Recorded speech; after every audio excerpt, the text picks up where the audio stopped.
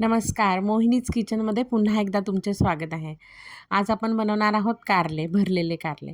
रात्रीच चिरा पाडून कारल्यांना त्यात मीठ भरून ठेवलं होतं, जेणेकरून त्यातला सगळा कडवटपणा अशा प्रकारे बघा हे साईडला पाणी आहे निघून जाईल. ते मिठाच्या पाण्यासोबत थोडा कडवटपणाही त्याचा निघून जातो. कारले पाण्याने स्वच्छ धुवून कढईत तेल टाकून, तेल गरम झालं की सगळे कारले त्यात व्यवस्थित परतून घ्यायचे. थोडं पाणी टाकून उकळत्या पाण्यात झाकण ठेवून कारले नीट शिजू द्यायचे. तुमच्या घरी कारले सगळे खातात का आवडीने? कारण बरेच मुलांना घरात कारले आवडत नसतात. कारल्याचा कडूपणा घालवायला तुम्ही जी ट्रिक वापरतात ना ती प्लीज माझ्यासोबत पण शेअर करा. कारले आपले आता शिजले आहेत. आता आपण मसाला बनवूया.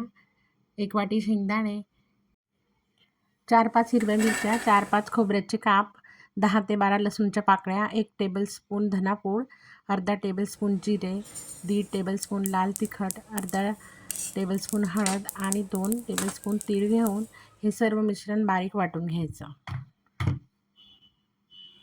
आणि हे मिश्रण जे आहे ते कोरडं वाटून घ्यायचं आहे मिक्सरमधून. मग त्यात 1 टेबलस्पून चण्याचं पीठ, 1 टेबलस्पून मीठ आणि म्हणजे चवीप्रमाणे मीठ घ्यायचं आणि कोथिंबीर आणि पाणी टाकून त्याला व्यवस्थित मिक्स करून घ्यायचं. आता शिजवून गार झालेले कारल्यातलं पाणी नीट पिळून काढून टाकायचं.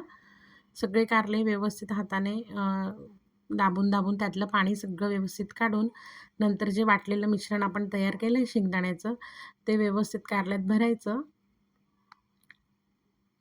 व्यवस्थित दाबून भरायचं म्हणजे आणि ते आपण बेसन टाकल्यामुळे ना ते त्याला एक बाइंडिंग आलेली आहे तर ते निघणारही नाही कारल्यातनं. जर आपण शिजवू ना कारले तरी ते कारल्यातनं निघणार नाही.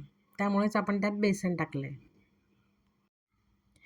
आता एका पॅनमध्ये तेल गरम करायला ठेवूया. तेल गरम झालं की त्यात राई टाकायची, जिरं टाकायचं आणि हिंग टाकून कारल्यांना फोडणी द्यायची. आता भरलेले कारले त्यात ठेवायचे सगळे.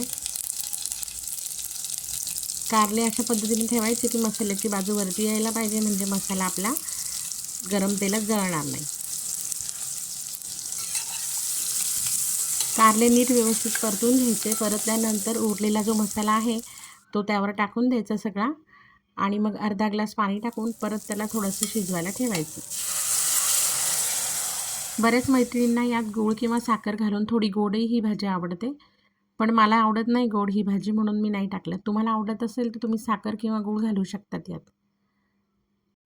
आपली भाजी आता तयार आहे. त्यावर कोथिंबीर घालून वाढायला घेऊ. बाजरीच्या भाकरीबरोबर किंवा पोळीबरोबर खा, ही भाजी खूपच छान लागते. आणि अशा पद्धतीने तुम्ही एकदा बनवून पहा. अशा पद्धतीने बनवलेली कारले अजिबात कडू लागत नाहीत. आणि मला सोबत हे पण सांगा की तुम्ही कशा पद्धतीने बनवतात. आणि ही रेसिपी तुम्हाला आवडली असेल तर लाईक करा, कमेंट करा आणि सबस्क्राईब नक्कीच करा.